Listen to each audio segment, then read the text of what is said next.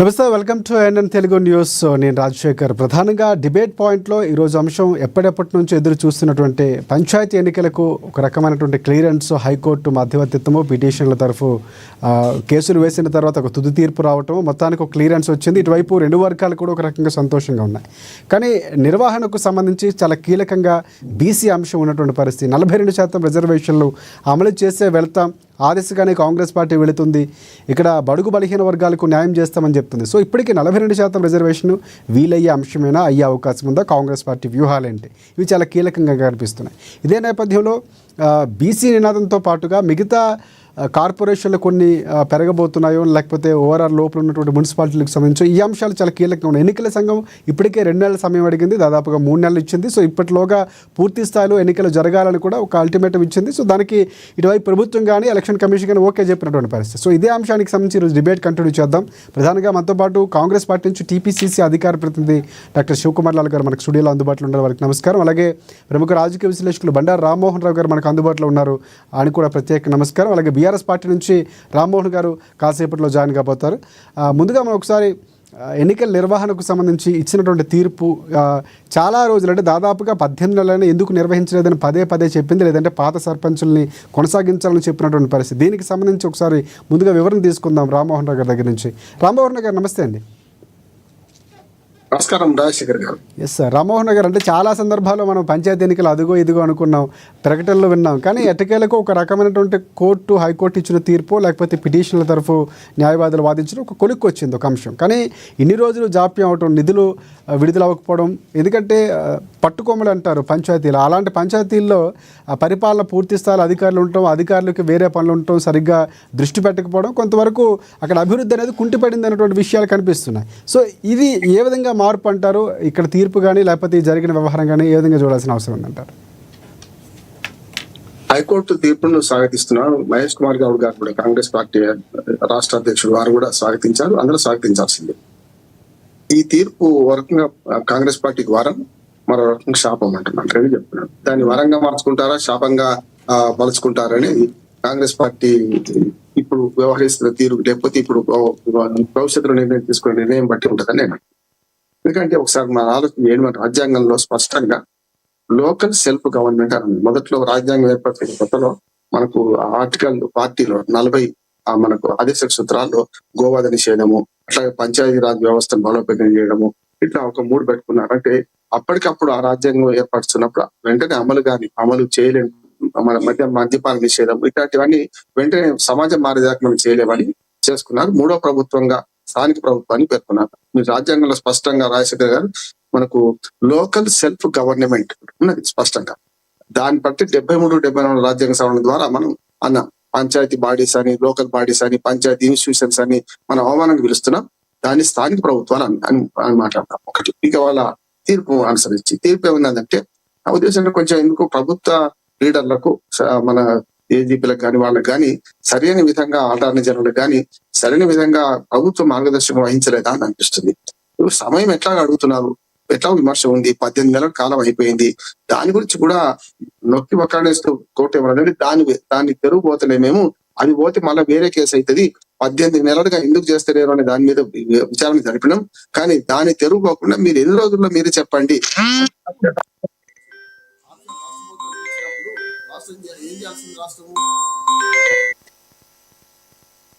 Option ఇచ్చినప్పుడు ఖచ్చితంగా ఒక 2 నెలల టైం అడిగేది అంటున్నాడు. ఇప్పుడు నెల టైం అంటే మెడ మీద కత్తి ప్రతి రోజు దగ్గర పడుతుంది కదా. అధికార పార్టీ ఏదైతుందో వాడు ప్రభుత్వం తరఫున రిప్రజెంట్ చేసేటప్పుడు వాళ్ళన్నా మీరు అడిగింది ఇస్తాననే మాట నెల రోజులు ప్రభుత్వం అడిగింది, 2 నెలలు ఎలక్షన్ కమిషన్, మన తెలంగాణ ఎలక్షన్ కమిషన్ అడిగింది. వాళ్ళ 2 నెలలు నెల కలుపుకొని 3 నెలలు ఇచ్చింది కదా. ఈ నెలనే ఎందుకు అడిగినారు? ఒకవేళ 2 నెలలు అడిగితే అక్టోబర్ దాకా పోయింది కదా ఎలక్షన్. సెప్టెంబర్ 30 అక్టోబర్ 30కి మనం చేసేవాళ్ళం కదా. అందుకని కొంత వీళ్ళు ఏమందంటే ఆగస్టు సెప్టెంబర్ వర్షాలు ఉంటాయి. ఈ కాలంలో తప్పనిసరి ఎన్నికలు అంటే ఒక రకంగా చెప్పాలంటే అస్తవ్యస్తంగానే జరుగుతాయి. రైతులందరూ, ముఖ్యంగా గ్రామీణ ప్రజలందరూ ఏమో వ్యవసాయ పనులు ఉంటారు. వాటి పండుగలు, పబ్బాలు వస్తాయి అప్పుడే. దాంతో పాటు మనకు వర్షాలు కూడా పెద్ద ఎత్తున, అంటే 2 నెలలు వర్షాల సీజన్ కదా. అంటే ఎన్నికల ప్రచారం చేయాలన్నా వర్షాల పని పోవాలనే పరిస్థితి కూడా వస్తుంది. ఇది వేరే. ఇక్కడ ఒక రకంగా చెప్పాలంటే ప్రభుత్వం దగ్గర 3 ఆప్షన్లు ఉన్నాయి. ఒకటేమో కేంద్ర ప్రభుత్వం మీద ఒత్తిడి చేసి వీలైనంత తొందరగా ఏది ఈ బిల్లును ఆమోదించేసుకోవడం, దాని ద్వారా ఇది 50% దాటి సీలింగ్ దాటి 9వ షెడ్యూల్ చేర్చడం. అది అసాధ్యం కాదు గనక కాదు. ఎందుకంటే పార్లమెంట్ సమావేశాలు లేవు. అట్లా కాక కేంద్ర ప్రభుత్వం కూడా ముఖ్యంగా బీజేపీ వాళ్ళు ఏమంటారు, మీరు కులగణన చేసిండ్రు, బీసీలను హిందూ బీసీలు ముస్లిం బీసీలు చేసిండ్రు. రైట్ రామారావు గారు, ఇంకొకటి అంటే ఇందాక మీరు మాట్లాడుతూ అంటే రైతులు కోతల సమయము లేకపోతే పంట పెట్టుకునే సమయం కాబట్టి ఆ పనుల్లో బిజీగా ఉంటారు, కొంతవరకు ఎన్నికలకు అంతరాయం ఉండే అవకాశం, వాళ్ళు ఇబ్బంది పడే అవకాశం ఉంది. కానీ ఈ అంశం ప్రభుత్వం ఎందుకు ఆలోచించలేదంటారు? ఆ దిశగా ఏమైనా లీగల్గా వెళ్ళే అవకాశం ఉంది? ఎందుకంటే యాజ్ అడ్వకేట్గా అలాంటి పరిస్థితులు ఏమైనా ఉన్నాయి? మళ్ళీ ప్రభుత్వం నుంచి సిఫార్సు చేసే అవకాశం, మరొకసారి విన్నవించే అవకాశాలు ఏమైనా ఉన్నాయంటారా చట్టపరంగా? డివిజన్ బెంచ్ కి అప్పీల్ పోవచ్చు. అంటే ఈ తీర్పును ఈ కారణం నేను చెప్పిన కారణాలతో డివిజన్ బెంచ్ కి అప్పీల్ పోవచ్చు. కానీ ఏమంటున్నా అంటే ఇప్పటికే వాళ్ళు 2 సార్లు హామీ ఇచ్చారు ఇదే హైకోర్టుకు. ఇప్పటివరకు నెలలో మేము ఎన్నిక చేస్తాం మొన్న 2025 ఫిబ్రవరిలో ఎదురుగా జనవరి 31, 2026 10 కాలం అయిపోయింది వాళ్ళు. అంటే అది 1 year 6 నెలలు, అంటే 18 నెలలు అయిపోయింది. ఎంపీటీసీ లేకుండా అయిపోయింది. అన్ని ఆల్మోస్ట్ 4-5 మున్సిపాలిటీలు తప్ప అన్ని మున్సిపాలిటీస్ కూడా పోయినసారి అయిపోయింది 10 కాలం. అటువంటిప్పుడు 3 అంచెల ప్రభుత్వం మొత్తం అంతా సిద్ధంగా అయిపోయిన సందర్భంలో హైకోర్టు అడిగిన టైము 2 సార్లు తప్పిండ్రు. ఇది 3వసారి అడిగితే వాళ్ళు ఇవ్వరేమో, చిన్నారి తీర్పిస్తారేమో భయానికి నేను రోజు నిజంగా చెప్పండి రిజర్వేషన్ ఖరారు సరిపోదు, ఆదరాబాద్ రిజర్వేషన్ చేస్తారు, రేపు ఎవరైనా కోర్టుకు పోతాడు, వాళ్ళు కోర్టుకు చేయవచ్చు. అంటే కావాలని చెప్తున్నారా అనే మాట వస్తుంది. చెప్తుంది ఇవాళ స్థానిక ప్రభుత్వాల మన పంచాయతీల మాత్రమే తీర్పి, మిగతా వాటికి ఎంపీటీసీ జడ్పీటీసీ ఎవరు కేసు పోలే, సర్పంచులు 6 కేసులు వేశారు, దాన్ని తీర్పు. నేను ఈ ప్రభుత్వం దగ్గర 3 అవకాశం పెట్టి మొట్టమొదటి అవకాశం ఏమో ఈ రాజ్యాంగ పరంగా కేంద్ర ప్రభుత్వం నిర్ణయం తీసుకొని పార్లమెంట్ బిల్లు ప్రవేశపెట్టి దానికి 50% సీలింగ్ ఇక్కడ కనుక 70% అయితే ఇప్పుడు అప్పుడు దాంతో ఏంటంటే దాన్ని మీరు డైరెక్ట్ చెట్టులో పెట్టాలి. అది అసాధ్యమైన సాధ్యం. జీవో ద్వారా మాట వస్తుంది, జీవో ద్వారా చేయడానికి వీలేదు. జీవో ద్వారా చేసిన తెల్లారి జీవోను హైకోర్టు కొట్టేస్తారు. ఏదైనా సరే తెల్లారి ఒక రోజు చాలు. ఇక 3వ అవకాశం మొదటి నుంచి రేవంత్ రెడ్డి గారు అసెంబ్లీ సాక్షిగా అన్నారు రాజశేఖర్, ఏమనంటే మేము రాజ్యాంగ పరంగా కష్టం వస్తే మనకు ఏమైనా అవగాహన వస్తే మేము మా పార్టీ తరఫున ఇచ్చేస్తాం అనుకున్నాం బ్లాంకెట్ గా. ఆనాటి విమర్శ కొనసాగుతుంది. మీరు పార్టీ తరంగా ఇస్తారు, రిజర్వేషన్ మాత్రం 22% పరిమితం అయితే ఎస్టీలు 10% ఎస్టీలు 25% రిజర్వేషన్ కనుక 50% లోపు అంటే 22% ఇవ్వగలుగుతారు. గతంలో కేసీఆర్ చాలా మంది అన్నారు, ఆనాటికి చెప్పినాం 2013 చెప్తున్నప్పుడు ఇదే చివరి ఛాన్స్ సార్, మేము మళ్ళీ రాము ఇంటి అంటే హైకోర్టు ఏమన్నదంటే ఇది చివరి అవకాశం 60% దాటి రిజర్వేషన్ లేదు, ఈసారి అనుమతిస్తున్నామా 2013 అనుమతించింది.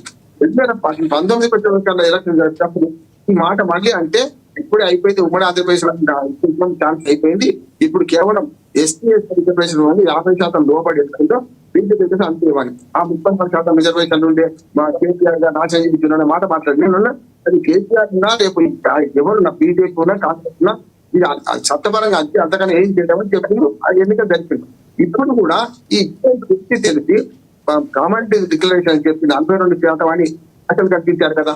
నేను కనీసం ఏమంటున్నానంటే ఈ ప్రభుత్వం పార్టీ మేనిఫెస్టోలో ఎన్టీ రామారావు గారు ఇచ్చిన ఆ తర్వాత 2013 తర్వాత మన దాకా 2013 దాకా కొనసాగిన 33% 34% బీసీలకు ఇస్తామంటే ఏం కాకపోతుంది.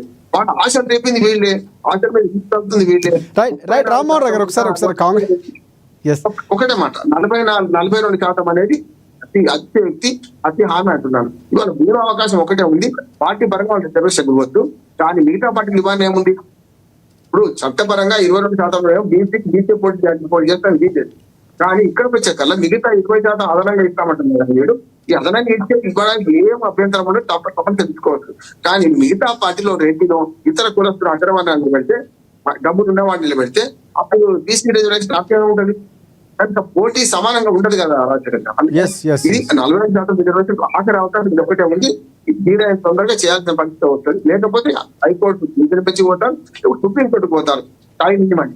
అంటే బీసీ రిజర్వేషన్ లెంకే ఉంది కదా, అది అయ్యేదాకా టైం ఇవ్వమని పోవచ్చు. పోతేనేమో డిలే చేస్తాను, చెప్తేనేమో ఎలక్షన్స్ ఎక్కువ. Okay right.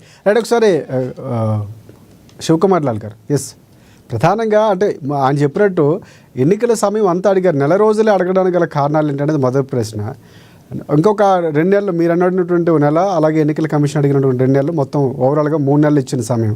మరొక నెల అడుగుంటే రైతులకి ఇబ్బంది లేకుండా సాఫీగా ఎన్నికలు జరగడానికి అవకాశం ఉండేది. ఎందుకు ప్రభుత్వం అలాంటి సిఫారసు చేయలేదన్నటువంటి ఒక ప్రశ్నలు లేవనెత్తారు. ఏం చెప్తారు దానికి? ముందుగా ఏఎన్ఎన్ న్యూస్ ప్రేక్షకులకు, మీకు ప్యానెల్లో ఉన్న వారికి నమస్కారం. అయితే ఇప్పటివరకు మన బండారు రామ్మోహన్ రావు గారు మాట్లాడడం వినడం జరిగింది. అయితే బండారు రామ్మోహన్ గారు మాట్లాడిన దానికి కాంగ్రెస్ పార్టీ ఆలోచించిన దానికి కొంచెం భిన్నంగా ఉంది. కాంగ్రెస్ పార్టీ ఏదైతే జూలై 30 వరకు తీసుకోవడానికి కారణం ఏంటంటే, మళ్ళీ అక్టోబర్ వరకు పోతే అక్టోబర్లో దసరా నవరాత్రులు ఉంటాయి, మళ్ళీ దీపావళి ఉంటుంది, పండుగ వాతావరణంలో ఉంటుంది. మొత్తం ఇంకా ఆ రకంగా వేరే రకంగా అనేది ప్రభుత్వం ఆలోచించింది. కానీ ఈరోజు క్యాబినెట్లో ఒక నిర్ణయం తీసుకొని ఆల్రెడీ గవర్నర్కి పంపించడం జరిగింది. అది కూడా ఒక దాని మీద కూడా ఒత్తిడి చేయవచ్చు. అది ఇట ఒత్తిడి అయితే ఇప్పుడు ఆల్మోస్ట్ అలా పోయి కూడా 45 డేస్ అయితే అయిపోయింది. ఖచ్చితంగా దాని మీద ఒత్తిడి తీసుకొస్తే రేపటి దిన బీజేపీ ప్రభుత్వం కూడా, ఎందుకంటే పార్లమెంట్లో కూడా మా రాహుల్ గాంధీ గారు జిస్కి ఇస్తేదారి ఉస్కి భాగ్యదారి అనే రకంగా ఖచ్చితంగా పార్లమెంట్లో మొత్తం స్తంభింపజేయడం జరుగుతుంది. దానికి ఈరోజు బీజేపీ ప్రభుత్వం ఉల్టా మేము కూడా బీసీ కులగణన చేస్తామనేది మొన్న నరేంద్ర మోదీ గారు కానీ అమిత్ షా గారు కానీ అనౌన్స్ చేయడం కూడా జరిగింది. అది వాళ్ళు ఏ డెడ్ లైన్ కూడా పెట్టడం జరిగింది, 27 వరకు చేస్తామనే రకంగా. సో ఆ రకంగా ఆలోచిస్తే అది నెక్స్ట్ ఎప్పుడు మళ్ళీ పార్లమెంట్ ఎలక్షన్స్ లేకపోతే అసెంబ్లీ ఎలక్షన్స్ వచ్చే వరకు బహుశా వాళ్ళు చేస్తారనేది వాళ్ళ నిర్ణయం. కానీ కాంగ్రెస్ పార్టీ ఆల్రెడీ బీసీ కులగణన చేసి ఈరోజు గవర్నర్కి ఆమోదం గురించి పంపించడం జరిగింది. అది ఒకవేళ బీజేపీ కనుక అనుకుంటే అది ఈ పార్టీకి కూడా అది ఆ బిల్ పాస్ కూడా అయ్యే అవకాశం ఉండే. కానీ బీజేపీ అనుకుంటలేదు కాబట్టి ఈరోజు మనకు తెలంగాణకు సపోర్ట్ చేస్తలేదు కాబట్టి ఆ రకంగా కొంచెం ఇబ్బంది కూడా జరుగుతుంది అనేది నేను అనుకుంటా. గతంలో టీఆర్ఎస్ బీఆర్ఎస్ కూడా 33 ఉంటే 22% ఇవ్వడం జరిగింది. కానీ ఈరోజు కాంగ్రెస్ పార్టీ 42% మేము బీసీలకు ఇస్తామని చెప్తున్నాం. ఒకవేళ కోర్టు పరంగా చిక్కులు ఇబ్బందులు వస్తే కూడా మేము పార్టీ పరంగా మటుకు కాంగ్రెస్ పార్టీ పరంగా 42% ఇస్తాము, మీరు కూడా ఇస్తారా అని చెప్పి బీజేపీకి బీఆర్ఎస్కి కాంగ్రెస్ పార్టీ సవాల్ విసరడం జరుగుతుంది. ఖచ్చితంగా రేపు మేము ఏదైతే మేనిఫెస్టోలో పెట్టిన దానికి కానీ బీసీ డిక్లరేషన్ గురించి కానీ ఎస్సీ వర్గీకరణ చేస్తామని ఎస్సీ వర్గీకరణ ఆల్రెడీ చేయడం జరిగింది. అది ఆమోద ముద్ర కూడా అయిపోయింది. కాకపోతే ఇప్పుడు ఈ బీసీ కులగణన దగ్గరనే ఇప్పుడు గవర్నర్ కోర్టులో ఉంది బాల్. బీజేపీ వాళ్ళు నిర్ణయం కరెక్ట్గా తీసుకుంటే, లేదంటే ఆపోజిషన్ పార్టీ బీఆర్ఎస్ కూడా మాతో కలిసి వచ్చి ఒత్తిడి చేస్తే రేపు ఎట్టి పరిస్థితుల్లో ఆ బిల్ పాస్ అయ్యే అవకాశం కూడా ఉంటుంది. రైట్. బీఆర్ఎస్ రామ్మోహన్ గారు నమస్తే అండి. రామ్మోహన్ గారు నమస్తే. మీకు కూడా ఎస్, చాలా చాలా సంతోషం. ఒక రకంగా మంచిగా స్టార్ట్. అంటే ప్రధానంగా ఒకటి రామ్మోహన్ గారు, ఈ శుభ సందర్భంలో ఎన్నికల మేనిఫెస్టోకి సంబంధించో లేకపోతే మిగతా అన్నీ కూడా రెడీ చేసుకోవడానికి మీకు సమయం వచ్చింది. ఎన్నికల్లో స్థానిక సంస్థలు మాదే ఓడిపోతామనే చెప్పి కాబట్టి కాంగ్రెస్ పార్టీ ఎన్నికలు నిర్వహించట్లేదని పదే చెప్పారు. సో హరీష్ రావు చెప్పడం కానీ, కేటీఆర్ కానీ, ఇప్పుడు కవిత ప్రత్యేకంగా బీసీ అంశం లేవనెత్తడం, ఆర్కెస్ట్రాని కలవటం, ఈ అంశం నడుస్తుంది. సో ఈ కోర్టు తీర్పు అనేది మీకు అనుకూలంగానే వచ్చింది అనుకుంటున్నారా, లేకపోతే శుభసూచనగానే? ఎందుకంటే ఎప్పటి నుంచి ఎదురు చూస్తున్నారు, స్థానికంగా మాకున్నటువంటి సత్తా చాటుతోని బీఆర్ఎస్ పార్టీ చెప్తుంది. ఇక్కడ ఎన్నికల నిర్వహణకి కోర్టు తీర్పు ఇవ్వడం ఏ విధంగా చూడాలి, మీరే విధంగా ఫీల్ అవుతున్నారు? ఇందులో కోర్టు కలిగించుకొని చెప్పడం అనేది సరే, ప్రజాస్వామ్యము చట్టము కోర్టు పైన అందరికీ నమ్మకం కలిగింది. ఇందులో ఏంటంటే రేవంత్ రెడ్డి యొక్క చెల్లె సారథ్యం అనేది అందరికి తెలిసిపోయింది. కాంగ్రెస్ పార్టీ ఇప్పటికైనా గమనించాలి, కోర్టులు కలిగించుకొని మన పరిపాలన నడిపిస్తే ప్రభుత్వాలు ఏం చేస్తున్నారండి? ఇంతకన్నా దౌర్భాగ్య పరిస్థితి ఇంకొకటి కాంగ్రెస్ పార్టీకి. తెలంగాణ అస్తిత్వాన్ని పూర్తిగా దెబ్బతీసే పని రేవంత్ రెడ్డి చేసేది. ఒక్క పని కూడా సరైన విధానంలో చేయడానికి రాదు, ఒక్క పరిపాలన కరెక్ట్ రాదు, ప్రజలు ఏ రకంగా ఇబ్బంది పడుతుంది, వాళ్ళ ఇబ్బందులు ఎట్లా తొలగియాలో తెలియదు. ఇంతకన్నా దౌర్భాగ్యం ఏంటంటే కోర్టు ఖచ్చితంగా ఈ 3 నెలల్లో కూడా ఖచ్చితంగా చేయాల్సింది మొట్టికాయలు వేస్తే ఆ మంచిదండి మేము చేస్తామని చెప్తా ఉన్నాం. ఇంతకన్నా దౌర్భాగ్య పరిస్థితి ఏముంటది? ఇన్ని రోజులు ఏం చేసి 18 నెలలుగా జనవరి పోయిన సంవత్సరం 24 జనవరిలో సర్పంచుల సమయం అయిపోతే దాన్ని ఈ రోజు వరకు తీసుకొని వచ్చింది. అంటే వాళ్ళు అధికారంలోకి వచ్చిన 2 నెలల తర్వాత సర్పంచుల సమయం అయిపోయింది. సుమారుగా 18 నెలలు కాలయాపన చేసుకుంటూ ఈ రోజు కోర్టు చెప్పిన దాకా వరకు కూడా వాళ్ళ సోయి లేదు. మళ్ళీ ఇప్పుడు ఏమంటారు, మేము అది చేస్తాం ఇది చేస్తాం, మీరు ఏది చేయరు, మీకు ఏమి కూడా చేతగారు, ఏం చేయాల్సిన కోర్టే చేయాలి. హైడ్రా విషయంలో కూడా తీర్థం అయిపోయింది. కోర్టు మొట్టికాయలు వేస్తే వీళ్ళు చేసే పని ఆపిండ్రు, మళ్ళీ రైట్ చెప్తే రైట్ పని ఒకటే చేస్తున్నారు. ఒకటే అది నాదో ఆయన ప్రశ్న ఇరవై ఇందాక ఇంతవరకు చేయలేదు. రామ్మోహన్ రావు గారు ఎస్ సారీ రామ్మోహన్ గారు ప్రధానంగా ఇక్కడ ఇందాక ఒక ప్రశ్న చేశారు శివలాల్ గారు, అంటే మేము ఇస్తున్నాం 42% రిజర్వేషన్లు బీసీలకు, మీరు కూడా ఇస్తారా అని. ఏంటి బీఆర్ఎస్ పార్టీ సిద్ధమేనా? ఖచ్చితంగా రిజర్వేషన్లు ఎంత ఇవ్వాలనేది పార్టీ హైకమాండ్ డిసైడ్ చేసి దాంట్లో ఎలాంటి డౌట్ లేదు. మొట్టమొదటి నుంచి అంటే ఇక్కడ కాంగ్రెస్ పార్టీ తీసుకున్న నిర్ణయం స్వాగతించాల్సిన విషయం అంటారు. 42% రిజర్వేషన్లు సాధ్యం అవుతుందా ఇవ్వడానికి? మీరు వినండి, అదే చెప్తున్నాను నేను. రాజశేఖర్ రెడ్డి గారు ఉన్నప్పుడు ఏం జరిగింది బీసీలకు అని అందరికి తెలుసు. కాంగ్రెస్ పార్టీ పాలసీ ఏంటంటే చాట్లో తోడు పెట్టి కుక్కలకు పంచాయతీ పెట్టే పరిస్థితి లేదు. ఈ యొక్క సామెత తెలంగాణలో పెద్ద విస్తృతంగా ఉంటుంది. ఇంకొకటి ఏంటి, అత్యంత నీచమైన పని ఏంటంటే మోకేగా ఫైదా అవుట్ అని. మోకేగా ఫైదా అవుట్ అనేది చాలా చెడ్డ పని. తెలంగాణ ప్రాంతంలో కూడా ఎవరు రక్షించారు. ఈ పని కాంగ్రెస్ పార్టీ చేస్తూ ఉంటుంది. ఇప్పుడు ఈ యొక్క రైతులు బిజీ ఉన్న సమయంలో ఎన్నికలు పెట్టి దాని ద్వారా ఏదైనా అడ్వాంటేజ్ పొందాలని ప్రయత్నం చేస్తుంది. ఇటువంటి పనులు మానుకోవాలని చెప్తున్నాను. మీకు చెప్తా ఉన్నాం, రిజర్వేషన్లు బీసీలకు ఎంత ఇవ్వాలి, ఎస్సీలకు ఎంత ఇవ్వాలి, ఎస్టీలకు జనరల్ సీట్ ఎంత అనేది ఖచ్చితంగా కేసీఆర్ గారి నాయకత్వం అందరికి కూడా సమాన న్యాయం జరుగుతుంది. బీసీలకు అత్యధికంగా సీట్లు, ఎంపీ సీట్లు, అదేవిధంగా మంత్రి పదవులు ఇచ్చిన పార్టీ కూడా టీఆర్ఎస్ పార్టీ. దీంట్లో డౌట్ లేదు. దీంట్లో ఇప్పుడు కొత్త చెప్తున్నాడు మేము ఇస్తాం 42 అంటున్నాడు. ఆ 42 ఒకవేళ హైకోర్టు ఇవ్వకుండా మన పార్టీకి ఇస్తామంటున్నాడు. మరి మీకు తెలిసిపోయింది హైకోర్టు మీరు చేసే పనులు సరైన రీతిలో వీళ్ళు ఫైల్ ప్రజెంటేషన్ చేయరు, సరైన రీతిలో విధి విధాలు రూపొందించారు, సరైన విధానంలో నోట్ ఫైల్ అక్కడ పెట్టారు, కోర్టుకు నిర్ణయించారు, ఏదో తూతూ మంత్రంగా చేస్తారు, కోర్టు మట్టుకాయలేసి ఎలక్షన్ ఆపాలి. ఎటు దీన్ని కాకుండా చేసే ప్రయత్నం మీద వస్తే వీళ్ళకి చిత్తశుద్ధి ఉండి పూర్తి మంచి మనసుతోటి ఎన్నికలు నిర్వహించాలంటే ఈ పార్టీకి ఎన్నికలు అయిపోయేటివి. అది పక్కకు పెట్టి ఎటు తిరిగి ఈ తెలంగాణ ప్రాంతాన్ని ప్రజలను మోసం చేయాలి, దీన్ని కాలయాపన చేసుకుంటూ ముందుకు తీసుకుపోవాలి. 22 నెలలు అయిపోయింది, ఇంకో సంవత్సరం గడపాలి. ఇంకా ముందు ఎలక్షన్స్ ఉన్నాయి, ఇంకా ఎంపీటీసీలు ఉన్నాయి, జెడ్పీటీసీలు ఉన్నాయి, వాటిపైన ఇంకా క్లారిటీ రాలేదు. ఇవన్నీ కాంగ్రెస్ పార్టీ యొక్క పరిపాలనా విధానాన్ని తెలంగాణ ప్రజలకు కళ్ళ గట్టినగా చూపిస్తా ఉంది. ఇది పూర్తిగా రేవంత్ రెడ్డి షెడ్డి సారథ్యం. ఈయన పరిపాలనకు పనికిరాడు. ఎటు తిరిగి డైలాగ్ కూడా నీకు మైక్ పట్టుకొని బూతులు మాట్లాడాలంటే నెంబర్ 1 మాట్లాడతాడు. అవతల తిట్టాలి అంటే నెంబర్ 1 తిడతాడు. ఏమైనా పోటీలు పెడితే రేవంత్ రెడ్డి గారికి ప్రధాన బహుమతి వస్తుంది భారతదేశంలో. ఇటువంటి ముఖ్యమంత్రి మనకు కావాల్సింది. ప్రజల యొక్క గోడును పక్కకు పెట్టి తెలంగాణ బూతులు తిట్టుడు కేసీఆర్ గురువు.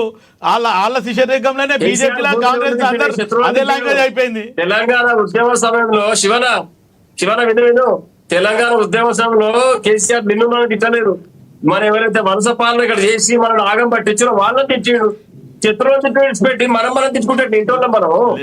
రామ్మోహన్ భాయ్, నువ్వు అన్నట్టు ఉద్యమ కాలంలో తిట్టిన ఒక్క నిమిషం, ఉద్యమ కాలంలో తిట్టినందుకు కేసీఆర్ ని అందరం హర్షించినాం. బండారు రామ్మోహన్ రావు గారు కూడా మనం కూడా అందరం కూడా ఉద్యమంలో ఉన్నాం కాబట్టి దెబ్బలు తిన్నాము, కింద పడ్డాం, అన్నీ అయినాయి. ఆ భాషలు అందరూ ఓకే. బట్ అధికారంలోకి వచ్చినాక కూడా చౌటలు, దద్దమ్మలు, పనికిరానోళ్ళు. ఒక మాట, ఉత్తమ్ కుమార్ రెడ్డి గారిని అసెంబ్లీలో పట్టుకొని ప్రిపేర్ కాలేదంటే పీకనికి వచ్చినావా అన్నాడు. ఎంత పెద్ద మాట ఒకసారి మీరు ఆలోచించండి. అంటే అధికారంలోకి వచ్చినాక కూడా అదే భాష మాట్లాడిండు. దానికి అలవాటు అయ్యి ఈరోజు అరవింద్ కానీ, బండి సంజయ్ కానీ, రేవంత్ రెడ్డి కానీ, తీర్మార్ వాళ్ళని కానీ మొత్తానికి కేసీఆర్ శిష్యుల్లాగా అయిపోయారు వాళ్ళు. ఈయన తిడితేనే అర్థమవుతుంది అనే రకంగానే తిట్టడం. అందరి సంగతి తెలుస్తాం. అధికారంలోకి వచ్చినాక ఏమిటి పెట్టాం. ముఖ్యంగా ఏంటంటే ఇప్పుడు మీడియా అడ్డగోడుగా మాట తీర్మార్ వల్ల చాలా తప్పు. ఆయన ఇష్టం మాట్లాడతాడు. ఇది వ్యవహారం బంద్ చేసుకోవాలి. అందరూ ఎవరో ఒడ్డు దగ్గర పెట్టుకుని మాట్లాడు. విమర్శించే పరిధి స్థాయి అనేది మనం గమనించుకొని మాట్లాడితే మంచిది. విమర్శించవచ్చు, తప్పలేదు. నువ్వేం పని చేయాలి, నీకు చేతనైతే లేదు, నువ్వు వృధా నువ్వు అని చెప్పొచ్చు. కానీ నేను బూతులు మాట్లాడితే ఇట్లా. రేవంత్ రెడ్డి ఏం చేస్తున్నాడు, ఇవాళ రైతు బంధు పెట్టిండు. రైతు భరోసా పేరు మీద రైతులకు 10 ఎకరాలకి 2 ఎకరాలకు వేసాడు. 3 ఎకరాలకు అర్ధ ఎకరాలకు వేసిన పైసలు. ఏం లెక్క ఇది? ఎవరికి ఇస్తున్నావు డబ్బులు, ఎంతమందికి ఇస్తున్నావు, ఎన్ని ఎకరాలకు ఇస్తున్నావు, ఎంతమంది 9 రోజులల్లా 9,000 కోట్ల రూపాయలు వేయడం జరిగింది. గతంలో టీఆర్ఎస్ వేసిందా ఎప్పుడన్నా? ప్రచారం చేసుకుంటున్నాడు. శివన వినండి, కేసీఆర్ సర్కార్ లోపల ఒక దినం అటు ఇటు అయినా ప్రతి ఒక్క రైతుకు పట్టా పాసు బుక్ ఉన్న ప్రతి ఒక్క రైతుకు, ఇది వ్యవసాయ భూమని రెవెన్యూ రికార్డ్ లో ఉన్నటువంటి ప్రతి ఒక్క రైతుకు రైతు బంధు రావడం జరిగింది. కేసీఆర్ నాయకత్వంలోనే రైతాంగం సుభిక్షంగా సంతోషంగా ఉన్నారు.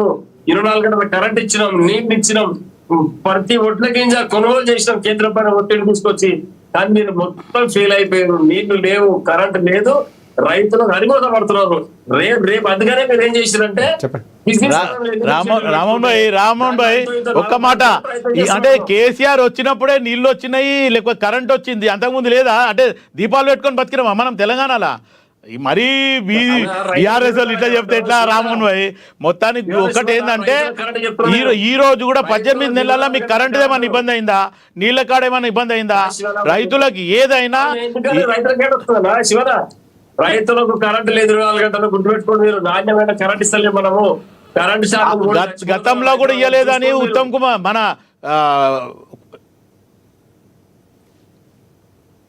మన పొంగులేటి కాదు, మన నల్గొండ కోమటిరెడ్డి వెంకటరెడ్డి ఆల్రెడీ సబ్స్టేషన్లకు పోయి 24 గంటలు ఇస్తలేము, 8 గంటలు 9 గంటలే ఇస్తున్నాం అని చెప్పి లాగ్ బుక్లు కూడా చెక్ చేపించడం జరిగింది. అర్థం చేసుకో. ఎందుకంటే గతంలో 24 గంటలు ఇచ్చినామని కేసీఆర్ చెప్పిండు, ఇప్పుడు మా రామ్మోహన్ భాయ్ కూడా చెప్తుండు. కానీ లాగ్ బుక్ వెళ్ళి చూస్తే మటుకు 8 నుంచి 9 గంటలే రైతులకు కరెంట్ ఇచ్చిందని అప్పట్లో కోమటిరెడ్డి వెంకటరెడ్డి గారు ఇన్స్పెక్షన్ చేసి చెప్పడం జరిగింది. మీ దగ్గరకు వచ్చేసాడు కానీ ఒకటి చెప్తున్నాం, ఇప్పటికైనా హైకోర్టు కల్పించుకొని ఎన్నికలకు పోవడం చాలా సంతోషకరం. హైకోర్టు అంటే ఆల్రెడీ సర్పంచులు పోయింది కదా, సర్పంచులు హైకోర్టుకు పోయి మాకు ఎలక్షన్ కావాలన్నారు. కానీ గతంలో ఏం చేసిర్రు? సర్పంచుల బడ్జెటే ఇవ్వలేదు కేసీఆర్. ఆల్రెడీ వాచ్మెన్ చేసి పుస్తకాలు అమ్ముకొని కూడా వాళ్ళు వర్క్ చేయడం జరిగింది. బడ్జెట్ ఏడు ఇచ్చిండ్రు? కేసీఆర్ గారు కేసీఆర్ గారు బిల్లు చేశారు, ఎన్నికల కోడ్ వచ్చింది, ఎలక్షన్లు అయినాయి, కేసీఆర్ గారు ఓడిపోవడం జరిగింది, ప్రజలు మీకు మ్యాండేట్ ఇచ్చిండ్రు, మేము గెలిచిన తర్వాత డబ్బులు ఆటోమేటిక్ గా బాగున్నా కూడా అడుగుతారు వచ్చిన ప్రభుత్వాన్ని. ఎవరింటికి వెళ్ళి మనం ప్రభుత్వ కథల నుంచి ఇస్తాం అని కూడా తాత్సారం చేసిండు రేవంత్ రెడ్డి. పోయి చూసి పోయేదాకా తీసుకొచ్చారు. కానీ రామ్మోహన్ భాయ్ ప్రతి దగ్గర అప్పులే, ఎక్కడ చూసినా అప్పులే, అప్పుల కుప్ప పెట్టి పోయిండు కేసీఆర్. ఈ రోజు కొత్తోడు ఇంకా మీ కేటీఆర్ అంటుండు, ఒక్క నిమిషం, మీ కేటీఆర్ ఏమంటుండు? మళ్ళీ మేమే వస్తాం కదా ఇవన్నీ సరిదిద్దుకుంటామంటాడు. మేమే అధికారంలోకి వస్తామని సరిదిద్దుకుంటారంట వాళ్ళు. అంటే మీరు అధికారంలోకి వస్తామని ముందే అడ్వాన్స్ గా ఆలోచించి అప్పులు చేసిర్రు. నేనేం చెప్తున్నా అంటే రామ్మోహన్ భాయ్ అన్నుంటాయి, కష్టం నష్టం సుఖం అన్నుంటాయి. అప్పులు తేవాలి, పక్క రాష్ట్రంతో ఆడుకోవాలి, గట్టు పంచాయతీ తెంపుకోవాలి, వేరే దేశం పోవాలి, పెట్టుబడులు రాబట్టుకోవాలి, ఊరు డెవలప్ చేసుకోవాలి, జిల్లా డెవలప్ చేసుకోవాలి, రాజధాని డెవలప్ చేయాలి, ఇవన్నీ ఉంటాయనా? అన్మాతం కూర్చొని నువ్వు బంగారు చెప్తున్నావు అన్నది ఉండదు ప్రభుత్వం అంటే. కష్టాలు నష్టాలు ఈ రోజు కర్ణాటకతో కొట్లాడాలి, అంటే కొట్లాడాలి, ఇక్కడ ఆంధ్రప్రదేశ్ తో కొట్లాడాలి, ఇవన్నీ ఉంటాయి. ఆంధ్రప్రదేశ్ తో కొట్టడానికి మీ అన్న రామ్మోహన్ భాయ్ అదే చెప్తా బర్కచర్ల గురించి రేవంత్ రెడ్డి గారు ఓపెన్ గా చెప్పిండు. రామ్మోహన్ భాయ్ బర్కచర్ల గురించి ఓపెన్ గా రేవంత్ రెడ్డి గారు ఓపెన్ గా ఛాలెంజ్ చేసిండు. ఏమని? మీరు రండి అసెంబ్లీకి, మన ఇద్దరం ఎదురు మాట్లాడదాం, తప్పు మీరు చేసిండ్రా, మీరు అవకాశం ఇచ్చిరా, మేము ఇచ్చినామా ప్రజలకు చెప్దామన్నాడు. అక్కడ మాట్లాడతలేడు పాత ముఖ్యమంత్రి హరీష్ రావు. ఏదో మళ్ళీ కథలు చెప్తుండు. హరీష్ రావు మొదటి నుంచి కథలు చెప్తాడు కదా, హరీష్ రావు మనకు తెలుసు కదా, హరీష్ రావు కథలు చెప్తాడు, మీకు కూడా తెలుసు, నాకు కూడా తెలుసు. రేవంత్ రెడ్డిని తప్పేమన్నది బాగ్లీపైకి అక్కడ కర్ణాటక బార్డర్ కి రాలేదు, అలంపూర్ రాలేదు కేసీఆర్ గారు. లే కేసీఆర్ గతంలో ఏం చెప్పిండు? జగన్ తో పోయి భోజనం చేసి రోజాకు పోయి అదే రొయ్యల పులుసు చేపల పులుసు తిని వచ్చిండు, రాయలసీమ రత్నాల సీమ చేస్తా అని చెప్పిండు. నేనేం చెప్తున్నా, పెద్ద దూర 1000 కార్ల కార్నాయి పెట్టి బనకచర్ల పోయి చంద్రబాబు నాయుడు కొట్లాడాలి, అప్పుడు కూడా తీసుకుంటాడు. ఖచ్చితంగా కొట్లాడతాము. మాకు ఆంధ్రప్రదేశ్ అయినా తెలంగాణ అయినా 2 తెలుగు రాష్ట్రాలు మనోళ్ళు అనుకుంటాం. కానీ మనకు అడ్డం వస్తే మటుకు ఎవరిని విడిసపెట్టేది లేదని రేవంత్ రెడ్డి గారు కూడా చెప్పడం జరిగింది. అయినా చంద్రబాబు అయినా సరే ఎవరైనా సరే ఒకటే శివన మంచిది. ఖచ్చితంగా మేము కూడా బనకచర్ల పైన తెలంగాణకు అన్యాయం జరుగుతున్న ఏ విషయమైనా ఖచ్చితంగా పోరాటం చేస్తాం, దాంట్లో డౌట్ లేదు. అక్కడ ఉండొచ్చు, ఇండియా ఉండొచ్చు, ఎవరున్నా మాకు ఇబ్బంది లేదు. మేము తెలంగాణ తెలంగాణ రామ్మోహన్ భాయ్ మేము కూడా తెలంగాణనే, మన బండారు రామ్మోహన్ రావు గారు కూడా తెలంగాణనే. రామ్మోహన్ గారు మీరు ఆల్రెడీ బీఆర్ఎస్ పార్టీగా మార్చుకున్నారు, మొత్తం మహారాష్ట్రలో అక్కడ రైతులకు పంచారు, మొత్తం నేషనల్ వైజ్ వస్తామని చెప్పారు మీరు. చెప్పండి రామ్మోహన్ రావు గారు చెప్పేది కాదు. రామ్మోహన్ రావు గారు ఒకటే ఒక అంశం ప్రధానంగా, అంటే ఇక్కడ బిల్లు పాస్ చేయడం చాలా కీలకం. దానికి అఖిలపక్షం ఒక భేటీ నిర్వహించడం, వాళ్ళతో పాటు అక్కడ ఢిల్లీకి వెళ్తామని చెప్పడం, లేకపోతే లీగల్గా కూడా వెళ్ళడానికి సిద్ధంగా ఉన్నామని ప్రభుత్వం చెప్తుంది. సో ఈ అంశాలు అనుకూలంగా ఉండే అవకాశాలేనా, లేకపోతే అయ్యే అవకాశాలు కనిపిస్తున్నారు? బిల్లు పాస్ అవడానికి అవకాశం ఏమైనా ఉందంటారా? ప్రభుత్వ ప్రయత్నాలు మాట్లాడుతున్నాను. రామ్మోహన్ గారు అంటే శివకుమార్ గారు తప్ప అంటే ఇప్పుడు నిజంగా రైతు బంధు 7 ఎక్కువ ఇప్పటికి కాదండి. అది చర్చ ఇక్కడ కాదండి. నేను వేరే పెట్టిన రైతు బంధు గురించి నేను వివరంగా మాట్లాడతాను. రైతు భరోసా 2 ఎక్కువ కొట్టిండ్రు ఏం మాట్లాడతాను. అది చర్చ మనకి ఏం పంచాలి రామ్మోహన్ గారు అట్లాగే మరి ఈ పంచాయతీ అసలు పోతుంది కదా, ప్రజలు ఇస్తున్నారు కదా. ఒక మాట చెప్తాం ఇవాళ, ఒక మాట జూబ్లీ హిల్స్ ఎన్నిక మన మన ఎమ్మెల్యే చనిపోయింది. వెంటనే ఎన్నిక వస్తుందా కోర్టు పోతున్నాం ఒకసారి. ఇప్పుడు మీరు అంటారు రామ్మోహన్ గారు, పోయినసారి కూడా కేసీఆర్ కోర్టు పోతున్నాయి, నేను పోతేనే ఎన్నికలు 1 year డేట్ పోయినసారి కూడా 2019 18 చెప్తాను. అంటే మీరు ఏం చేస్తున్నారంటే వాళ్ళ వంత వచ్చినప్పుడు వీళ్ళు విమర్శించుకుంటున్నారు. అంటే 2012 జరగాల్సిన 2011 అప్పుడు కాంగ్రెస్ ప్రభుత్వం ఉన్నది, అప్పుడు కోర్టు పోయినాం. ప్రతిసారి సర్పంచ్ ఎన్నికలు అని మండలపై కానీ ఇవన్నీ ఎంత కోర్టు పాస్ వస్తుంది అంటే దానిలో రాజ్యాంగం చిన్న లోపం ఏమున్నదంటే ఎన్నికల కమిషన్ రండి ఉన్నా మనకు సామెత ఉంది రాజశేఖర్ గారు తెలంగాణలో చూస్తాను. చూస్తా అంటే రాల్ గారికి రామ్మోహన్ గారికి ముందు వస్తుంది చెప్పి ఏమన్నా అంటే ఉద్యమం చూస్తా అంటే అసలు రావాల్సిన ఇంకా ఎమోషన్ ఉంటాయండి. అంటే చూసి అదే ఆయన విస్తారంగా కోర్టుకి తెప్పించండి చెప్తాను లేవంటే ఇట్లా అవ్వడానికి పడుతుంది. ఎలక్షన్ కమిషన్ ఏమో రెడీ అంటారు ఎలక్షన్. దానికి ఎవరు చేయాలి? ముఖ్యం ఎవరు? ప్రభుత్వం. ఆనాడు కాంగ్రెస్ ప్రభుత్వం, తర్వాత టీఆర్ఎస్ ప్రభుత్వం, కాంగ్రెస్ ప్రభుత్వమే 3 సార్లు ఎన్నికల కోసం కోర్టుకు పోతే ఎన్నికలు జరుపుతలేరు. ఇప్పుడు 2018 జరగాల్సిన దీనికి వస్తాడు. కానీ ఒక లోపం ఏంటంటే ఎలక్షన్ కమిషన్ రెడీగా ఉన్నా ఎన్నికలు జరగకపోతే కారణం ఏంటంటే మనకు రాజ్యాంగంలో 73 రాజ్యాంగ సంస్థలో ఎన్నికల కమిషన్ ఇచ్చింది కదా. ఎన్నికల రాష్ట్రానికి వేరే, పార్లమెంట్ అసెంబ్లీకి ఏమో నేషనల్ కమిషన్ ఉంటుంది. వాళ్ళకి ఇంకా రిజర్వేషన్ రెడీ ఉంటాయి, రిజర్వేషన్ రెడీ ఉంటే 25% నారదు. దాంతో డైరెక్ట్ వస్తున్నారు వాళ్ళు లేదు. ఇక్కడ రాష్ట్ర ప్రభుత్వానికి అప్పచెప్పింది ఏంటంటే రిజర్వేషన్లు ఖరారు చేసి లిమిటేషన్ కూడా 2 చేసి అప్పచెప్తేనే మీరు ముందర పడతారు. అంటే మీరు ఆటంటే మొదలు ఆ పని కావాలి.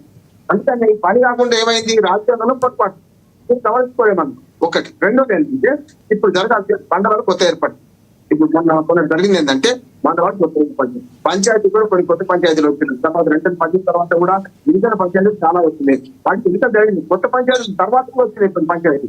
వీటికి రిజర్వేషన్ ఖరాలో ఖాతాలో కేసీఆర్ పని చేసి ఏమంటే 2 సార్లు రిజర్వేషన్ ఉండాలి. తదుపరి పేదల మహిళలు ఒకసారి అనుభవం పదవి పోతుంది, ఐటమ్ చేయాలంటే అనుభవం వస్తుంది, పదవి మళ్ళీ ఇంకోటి రిజర్వేషన్ ఇంకోటి తమిళనాడు లాగా మేము మొదటి 2 సార్లు రిజర్వేషన్ అదే ఉండాలి కోరుతుంది చేసి.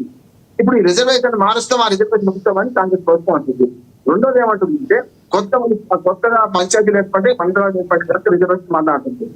దీనివల్ల వస్తున్న సమస్య ఇక పంచాయతీ ఎన్నికలకి ఓటు తీర్పు ప్రకారం వీళ్ళు అందరూ మాట్లాడుతున్న ప్రజలు మోసం చేస్తున్నారు. కానీ పంచాయతీలో పార్టీ ఎలక్షన్ లేవు కదా, పార్టీ గుర్తులు లేవు కదా.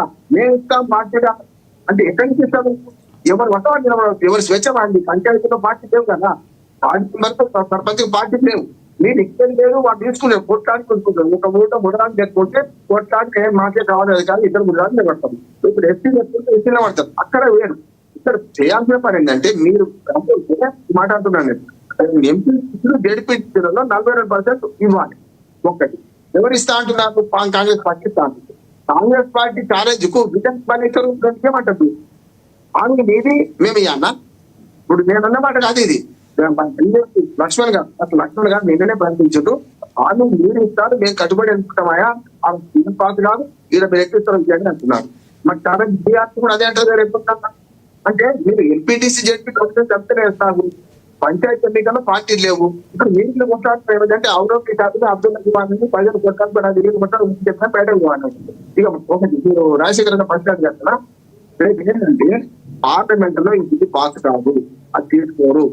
కేంద్ర ప్రభుత్వం పొద్దున 2027లో చనిపోయి జనాభా లెక్కలలో దేశమంతా కులగణన చేస్తారు. ఆ రిజల్ట్ వచ్చేదాకా ఆ వచ్చేదాకా అమలు ఆగదు.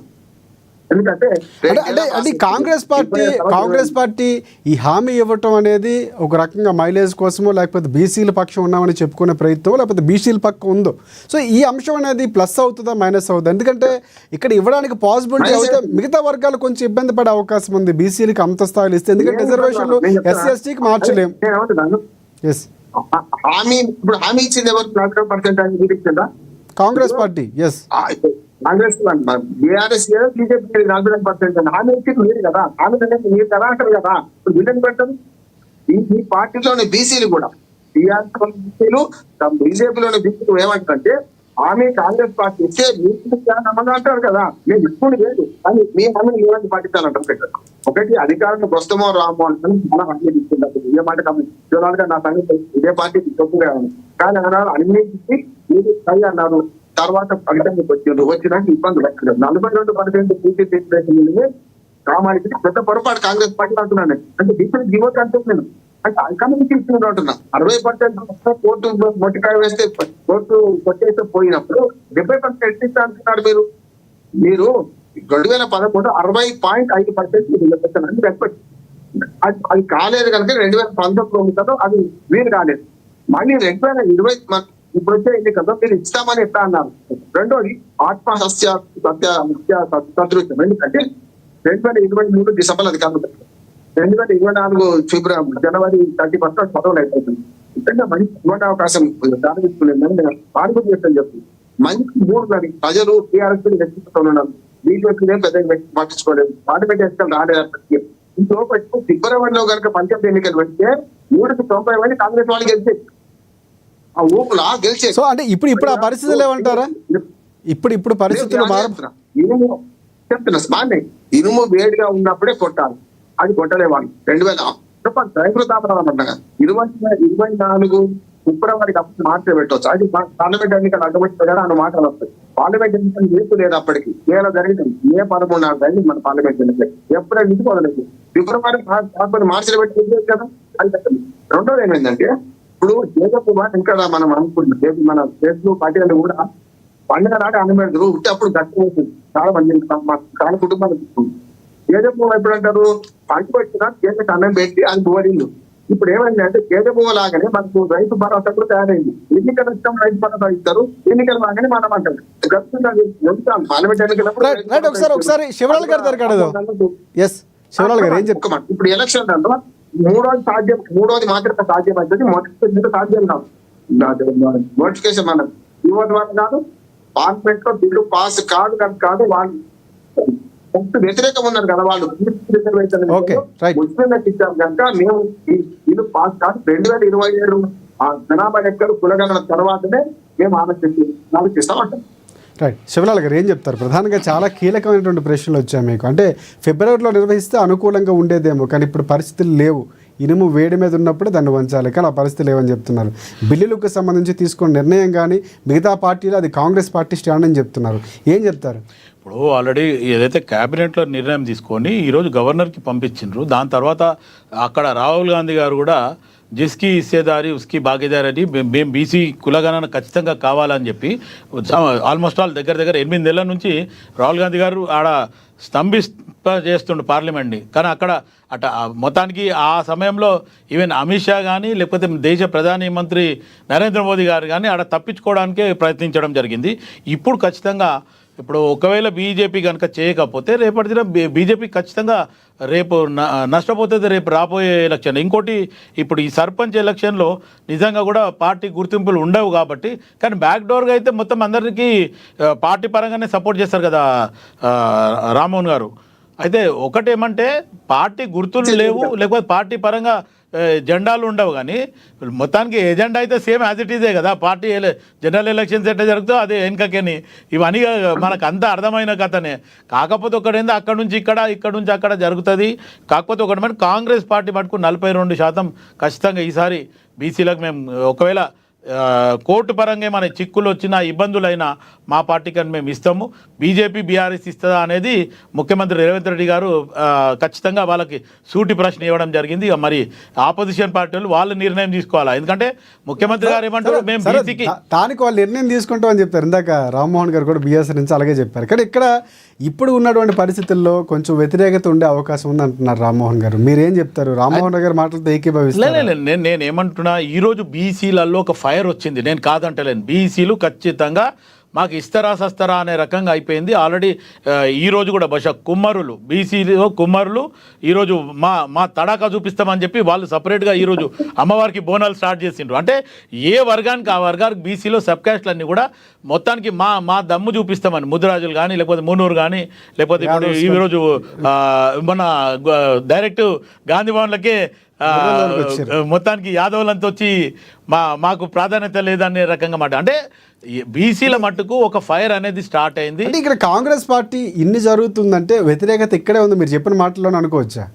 అంటే నేనేమంటున్నా రాజశేఖర్ గారు, ఇప్పుడు పరిస్థితులను బట్టి అటు అధికారంలో ఉన్నాం మేము కాబట్టి ఆ పరిపాలన జరిగే దాంట్లో ఎక్కడ ఏం చేయాలని అన్ని సజావుగా సర్దుబాట్లు చేయడం జరుగుతుంది. ఇవి ప్రభావం పడవంటారే స్థానిక ఎన్నికలకి? ఖచ్చితంగా. ఇప్పుడు ఆల్రెడీ బీసీ జనాలు ఓపెన్గా చెప్పడం జరుగుతుంది, ఒకవేళ మీరు ఇస్తాన్న 42% ఇవ్వకపోతే మటుకు మీకు ఖచ్చితంగా గడ్డు కాలం అని చెప్పి బీసీలు ఓపెన్గా చెప్తున్నారు అన్ని మీడియాలలో. నేను కాదంటలేను. నేను ఏమంటున్నానంటే ఖచ్చితంగా అందుకే కాంగ్రెస్ పార్టీ ఈరోజు 42% బీసీలకు మేము ఇస్తాము, ఒకవేళ కోర్టు పరంగా మాకు చిక్కులు ఎదురైనా మా పార్టీ పరంగా మేము 42% అయితే మేము పక్కా ఇస్తాం కాంగ్రెస్ పార్టీకి అని ఆపోజిషన్ వాళ్ళు మీరు ఆలోచించుకోండి అని చెప్తుండ్రు. Right right. మంచి వాళ్ళకి సలహా ఇస్తున్నాం. ఏమంటున్నా అది ఇప్పుడు ఏంటంటే రామ్మోహన్ రావు గారు, నాది ఒక ప్రశ్న. ఒకవేళ 42% రిజర్వేషన్ కాంగ్రెస్ పార్టీ ఇచ్చి మిగతా పార్టీలు కానీ ఒకవేళ ప్రకటించకపోతే సో ఇదేమైనా ఎన్నికల్లో ప్రభావం చూపించే అవకాశం ఉందంటారు? ఈ అంశం బీసీ అంశం పంచాయతీ ఎన్నికల్లో పార్టీలు లేనప్పుడు ఏదోటి ఇచ్చినా మాదే కూడా అంత కాదంటే పంచాయతీ ఎన్నికల్లో పార్టీలు లేనప్పుడు టికెట్ ఇచ్చే ప్రసక్తి లేదు కదా. ఎట్లా వస్తుంది అంటే నేను చెప్తున్నా, ఎంపీసీ జెడ్పీసీ కూడా ఇంకో ఇచ్చినా జరపండి మున్సిపాలిటీ కూడా, అప్పుడు మీరు టికెట్ ఇచ్చే సత్తా చెప్తున్నా అంటున్నాను నేను. వాళ్ళ ఛాలెంజ్ చేయొచ్చు. పరీక్ష పెట్టాలంటే ఎంపీసీ జెడ్పీటీసీ మున్సిపాలిటీ పెట్టండి, అప్పుడు టికెట్ తీర్మానాలు ఉంటాయి, అప్పుడు అది నేనంటే మీరే తీసుకుని సమస్య ఉంటుంది. ఒక్కటి కాంగ్రెస్ పార్టీ నాకు ఇతరే చెప్తున్నాను, గురువుతో తలగొక్కుంటుంది ఈ మాట అంటున్నాం. ఎందుకంటే ఆకాంక్షలు పెంచి సబ్ కులాల మధ్యన పోటీలు పెంచి ఇప్పుడు పొరలోగలు ఉంటారు, అడ్డంకులు ఉంటారు. నేను వాళ్ళకి అవమానం కాదు మాత్రం అభిప్రాయం మాట్లాడుతున్నాను. కుమ్మటి మన తాడు వ్యవస్థ మంచి మిత్రుడు ఏమంటున్నానంటే ఒక్కొక్క కులానికి ఆకాంక్ష పెంచితే రేపు ఒక్కొక్క కులానికి ఒక 10 మంత్రి పదవి ఇవ్వాలంటే 18 ఇంకా 3 డిగ్రీలు అయ్యి ఎవరు ఇస్తారు ఎట్లుంటారు అంటే అంటే వీళ్ళ ఆకాంక్షలు పెంచడం వల్ల కాంగ్రెస్ పార్టీ తప్పు అంటున్నాను. ఇవాళ వీళ్ళ ఆకాంక్షలు పెంచడం వల్ల ప్రతి వాడు మంచి పదవి ఆశపడుతున్నారు. మాకు తాకడలకు లేదా తాకడలకు నా గతంలో ఇచ్చింది డాక్టర్ సబ్బాయి గారు ఉండేది అప్పుడు అంత మంత్రి కాంగ్రెస్ రాజశేఖర్ ఇచ్చిన వర్గాలకు దక్కాలి. ఒక మాట sir, most MPC most backward రాష్ట్రాల్లో కొన్ని కులాలకు ప్రాతినిధ్యం లేదు, వాళ్ళు ఇవ్వలేదు. అటువంటి వాళ్ళు దక్కాలంటే నేను ఏమంటున్నానంటే పార్టీలు కూడా పొందవుతున్నారు. ముదిరాజు మొదటి లేకుండా మనం ఇచ్చారు. ఇప్పుడు యాదవ్లో 10 యాదవ్ వస్తున్నది. ఇంకో ఉన్నాడు, ఒక ఎమ్మెల్యే ఉన్నాడు, లేదా మీ పార్టీలో ఒక్కటి ఏమైందంటే కాంగ్రెస్ పార్టీ ఒక మాట చెప్పింది. కాంగ్రెస్ పార్టీ మొన్న అసెంబ్లీ టికెట్ అంటే అన్యాయం చేసింది. నేను చెప్తాను నిజంగా చెప్పానంటే చెప్తే 3 మాత్రమే ఉన్నారు. ఇప్పుడు ఎవరు చెప్తారు చెప్పండి కదా, మిగతా సగం మంది ఉన్నట్టే మంత్రులు అయితే. అందుకే ఏమంటే ఒక 10 మందికి ఇస్తున్నట్టు గెలిపించారు అనుకోండి, నిజంగా ఇంకో 2 పదవులు వచ్చేది, 2 పదవులు వచ్చేది. అందుకని మీరు ఆకాంక్షలను పెంచకండి, అవసరం లేని వారికి ఆ కోరికలు పెంచకండి. పెంచితే అది మీకే శాపం అవుతుంది. ఇప్పుడు కూడా ఎంపీటీసీ జెడ్పీటీసీ మున్సిపాలిటీ జరపండి, మీరు 42% మీరు ఇస్తుంది, వాడు ఇద్దరు లేకపోతే మనకు తడక ఇస్తాం. Right right. రామ్మోహన్ రావు గారు, ఎస్, చాలా క్లియర్ కట్గా చెప్పారు. ఒకసారి మనం బీఆర్ఎస్ పార్టీ వర్షం తెలుసుకుందాం. ఎస్, బీఆర్ఎస్ రాముడు గారు ఏమంటారు? ప్రధానంగా కాంగ్రెస్ పార్టీ చాలా క్లియర్ కట్గా బీసీలకు ఇస్తామని చెప్తుంది. దానికి సంబంధించి రామ్మోహన్ రావు గారు ఒక క్లారిటీ ఇచ్చారు, మీరేమంటారు? ఖచ్చితంగా బీసీలకు రావాల్సిన వాటా రావాలని మేము కూడా మొట్టమొదటి చెప్తా ఉన్నాం.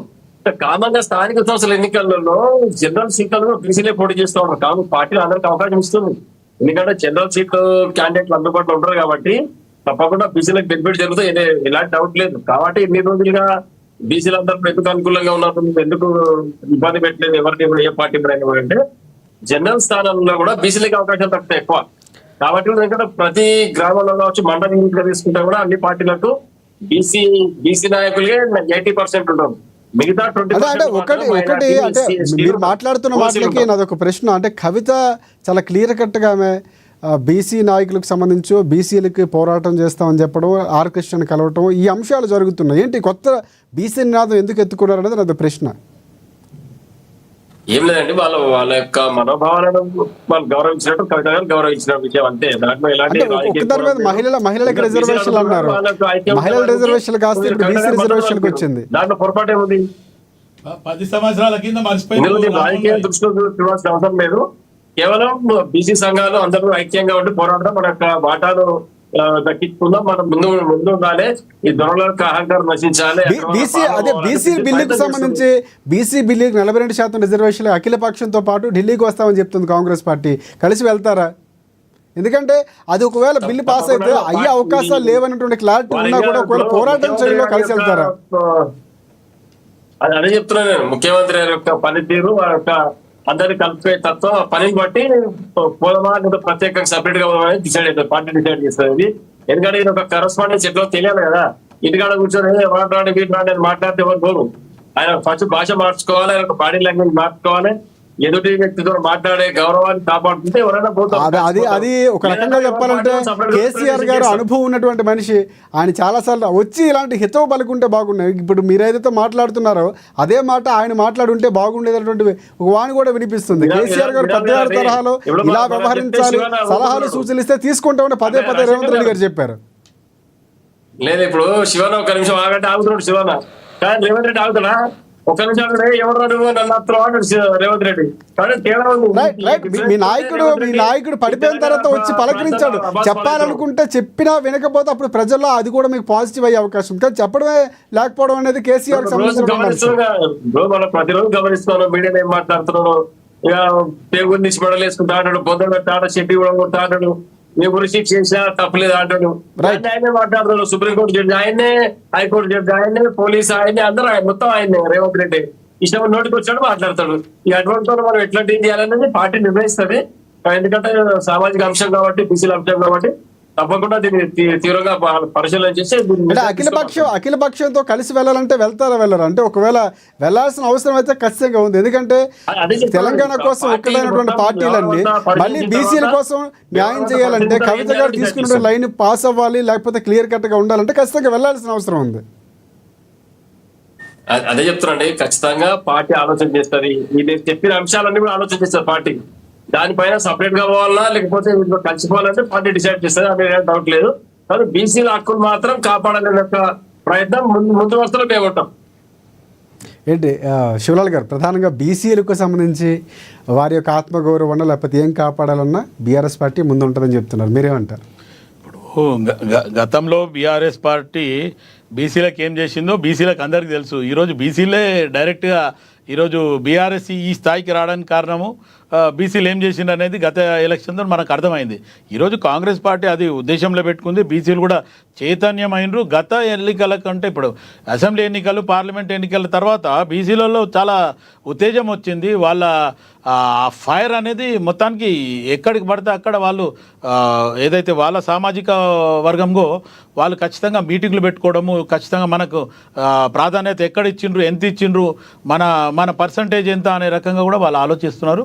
రేపు బీసీ జాయింట్ యాక్షన్ కమిటీ కూడా ఏర్పడింది. అంటే కలిసి వెళ్తారంటే ఆయన పిలిచే పిలుపు బట్టి లేకపోతే కలుపుకెళ్లే వ్యవహారం బట్టి ఉంటుంది అంటున్నారు. అంటే కేసీఆర్ కాంగ్రెస్ పార్టీ ఖచ్చితంగా అఖిల పక్షం ని మర్యాదపూర్వకంగా పిలవడం జరుగుతుంది.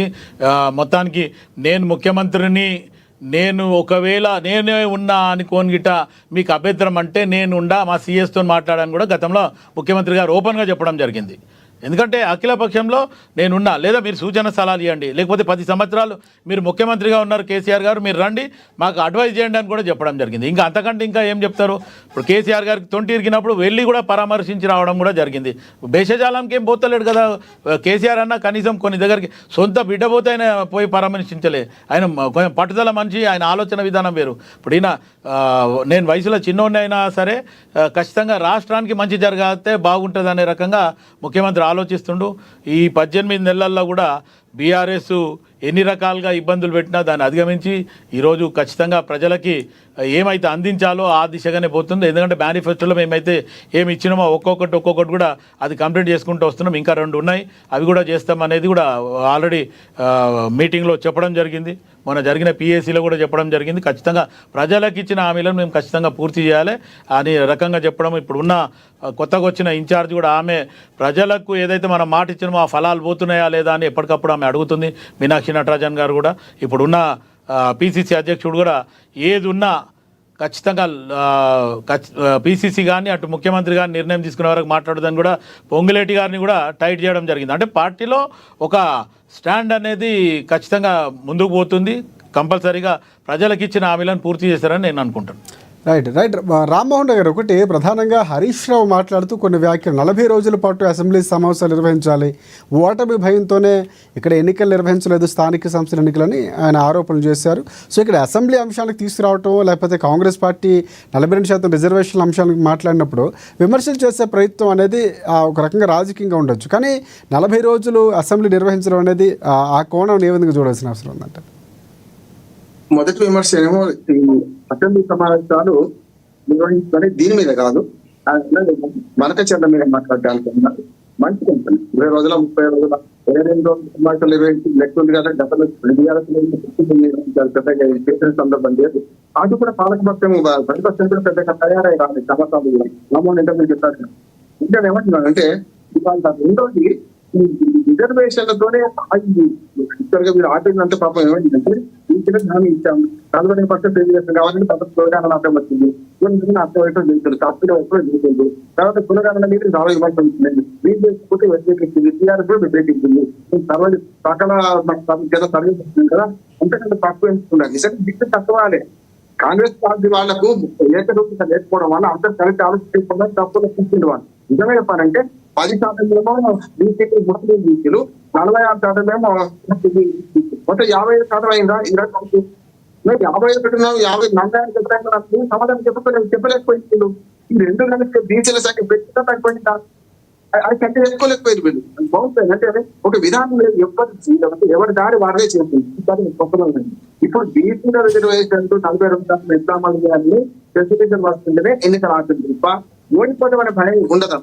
నిజంగా అంటే మంచి కాలేజీని పక్కన పెట్టి నేను చెప్పి ఫిబ్రవరి 2024 ఫిబ్రవరి మార్చి చేసుకుంటే అయిపోయేది.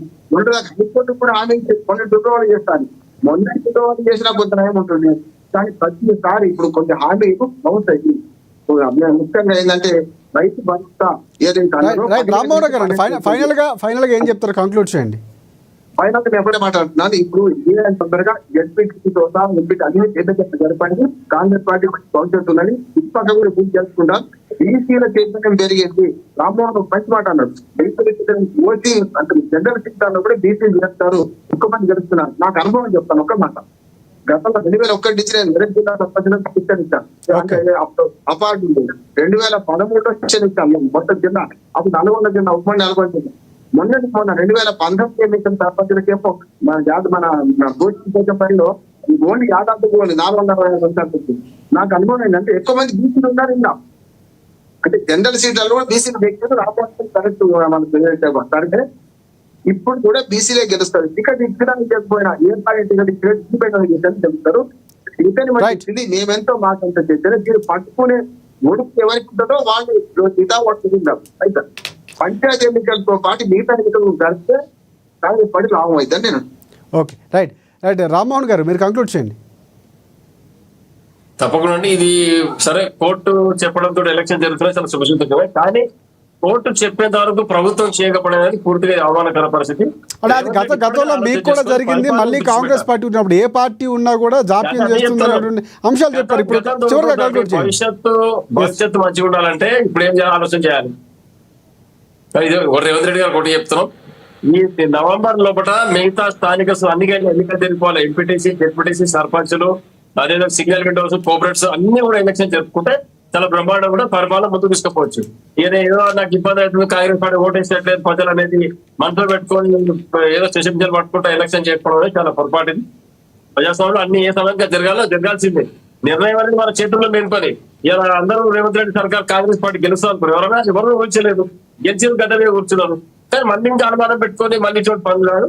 తప్పకుండా ముఖ్యంగా మేము కోరేది ఒకటే, రైతులకు ఏదైతే రైతు భరోసా ఇస్తారని చెప్పినావో అది ప్రతి ఒక్క ఎకరాకు అందే విధంగా ప్రయత్నం చేయాలి, ఇమ్మీడియట్ గా చేయాలి. ఈ వారం లోపల అందరికి కూడా రైతు భరోసా డబ్బులు రావాలని చెప్పి మేము టీఆర్ఎస్ పార్టీగా డిమాండ్ చేస్తాం. రైట్, శివలాల్ గారు మీరు కంక్లూడ్ చేయండి. అయితే ఇంతకుముందు మీరు బండారు రామ్మోహన్ రావు గారిని అడిగిన ప్రశ్నకి నేను ఒక జవాబు చెప్తాను. ఎందుకంటే గతంలో రామ్మోహన్ రావు గారు అసెంబ్లీ నడిపించాలి అనే రకంగా మన దగ్గర మాట్లాడుతున్నారు. కానీ అసెంబ్లీలో ప్రజలకు నిజంగా మేలు జరిగేది కానీ, లేకపోతే బడ్జెట్ మీద కానీ, లేకపోతే ప్రజా సంక్షేమం మీద కానీ మాట్లాడడం తక్కువ అవుతుంది, ఒకరినొకరు అనుకోవడం ఎక్కువ అవుతుంది అనే రకంగా గతంలో 2004 ఆర్ 2006లో స్టేట్ యూత్ అవార్డీస్ అనే ఒక ఆర్గనైజేషన్ తరఫున నేను మా మిత్రుడు ఇంకొకడు కొల్లారావు అని చెప్పి ఇద్దరం కలిసి, అప్పట్లో కిరణ్ కుమార్ రెడ్డి, శ్రీధర్ బాబు ఇద్దరు విప్లు ఉండే, వాళ్ళకి తీసుకుపోయి పార్లమెంట్లో మన అసెంబ్లీలో మీరు టైంని వృధా చేయకుండా మాట్లాడండి, నిమిషానికి 8,000 రూపాయలు ఖర్చు అవుతున్నాయని చెప్పి ఆ రోజులలో చెప్పి ఒక లెటర్ ఇచ్చి, మీరు నిజంగా కూడా ఎవరైనా తక్కువ సమయం కేటాయించుకొని తక్కువ సమయంలో అభివృద్ధి పరంగా మాట్లాడి లేకపోతే ఆ రకంగా ఉంటే మేము స్టేట్ యూత్ అవార్డీస్ తరఫున మేము అవార్డులు ఇస్తామని చెప్పి కూడా మేము వాళ్ళకు లెటర్ రూపంగా ఇవ్వడం జరిగింది రామ్మోహన్ రావు గారు.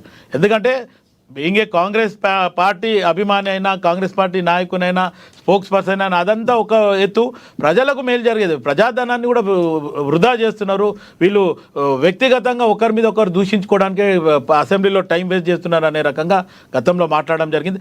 తక్కువ సమయం తీసుకున్నా పర్వాలే, నెల రోజులు పెట్టినా పర్వాలే, 40 రోజులు పెట్టే దగ్గర నెల రోజులు పెట్టినా పర్లే, విధానమైన చర్చ చేసి ఖచ్చితంగా ప్రజలకు మేలు జరిగేలాగా, లేకపోతే డెవలప్మెంట్ ఆస్పెక్ట్లోనే మాట్లాడితే బాగుంటుంది అనే రకంగా నేను ఇప్పుడు కూడా అదే చెప్తున్నా. రేపు ఎప్పుడు అసెంబ్లీలో మాట్లాడినా, తెలంగాణ అసెంబ్లీలో ఎప్పుడు మాట్లాడినా ఒక రకంగా ప్రజల ఏదైతే బాగు జరగాలనో లేకపోతే దాని మీద చర్చించండి. వృధా చర్చలు ఒకరి మీద ఒకరు దుమ్మెచ్చి పోసుకోవడం బంద్ చేస్తే రేపు ప్రజలకు కూడా బాగుంటుంది, ప్రజాధనాన్ని కూడా దుర్వినియోగం చేయకుండా ఉంటుంది అనేది నా మనవి. థ్యాంక్ యూ శివలాల్ గారు. మీలాంటి వాళ్ళు ఎమ్మెల్యేలు వస్తే నిజంగా సిచ్యువేషన్ మాట్లాడారు, కానీ లేరు, లోపల లేరు. రైట్, నిజంగా అలాంటి పరిస్థితులు రావాలని కోరుకుందాం మనం కూడా. రైట్, థ్యాంక్ యూ శివలాల్ గారు ప్రత్యేకంగా మీకు స్టూడియోకి వచ్చినందుకు. అలాగే బండారు రామ్మోహన్ గారు మీకు కూడా ప్రత్యేకంగా ధన్యవాదాలు. అలాగే బీఆర్ఎస్ రామ్మోహన్ గారు మీకు కూడా ధన్యవాదాలు. చూద్దాం, స్థానిక సంస్థల ఎన్నికల నగారా మోగింది. మరికొన్ని రోజుల్లో నోటిఫికేషన్ రాబోతుంది. 90 రోజుల్లో ప్రక్రియ పూర్తవ్వాలి, వీలైనంత వరకు వేగంగానే చేస్తామని చెప్తుంది ప్రభుత్వం. ఎన్నికల కమిషన్ 2 నెలల సమయం అడిగింది కాబట్టి ప్రక్రియ కూడా మొదలైంది. సో పూర్తి స్థాయిలో రిజర్వేషన్ల అంశం చాలా కీలకం కాబోతుంది. అన్ని పార్టీలు ఇస్తాయా, బిల్లు పాస్ అవ్వడం దాదాపుగా కష్టంగానే కనిపిస్తుంది. కాంగ్రెస్ పార్టీ వ్యూహాలేంటి, అఖిలపక్షంతో అన్ని పార్టీలు కలుపుకొని వెళ్తుందా? సో ఇవన్నీ చాలా కీలకం కాబోతున్నాయి. పార్టీలు, మిగతా పార్టీలు ఇదే రిజర్వేషన్ల అంశాన్ని ఒకవేళ కాంగ్రెస్ పార్టీ ఇస్తే కనుక ఇస్తాయా స్థానిక సంస్థల ఎన్నికలు అనేది కూడా చాలా కీలకంగా కనిపిస్తుంది.